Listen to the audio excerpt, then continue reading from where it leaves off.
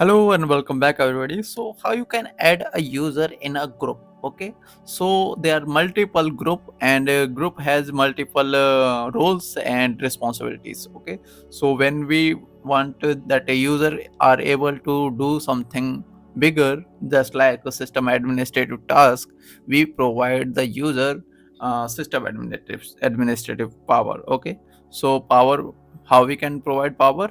We add the user in the administrative groups. Okay, so let's open the start bar and search here computer management.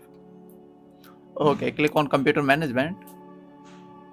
Here you can see user and group, local user and groups. So click on users and you can see here there are users. Suppose that the test user. Okay, I want to use the test user. Okay, so I want to provide some extra rights. How can I do that? I assign this user to add. I'll add this user to in a group. Okay, so let's right click on user and properties, and you can see the member of. So how can I add a member? Okay, so I'll make the member.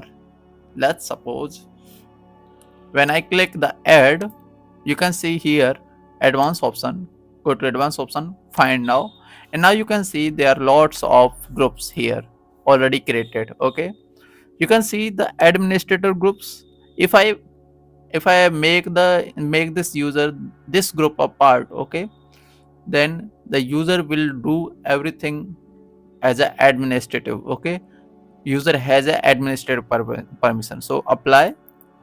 I have selected the administrative groups and okay, and apply and okay. Now this user has administrative rights. Okay, you can see member of users and administrators. Okay, so that's it for today and I'll see you in the next video. Thank you for being here, and if you like this video, please subscribe this channel and press the bell icon. Thank you.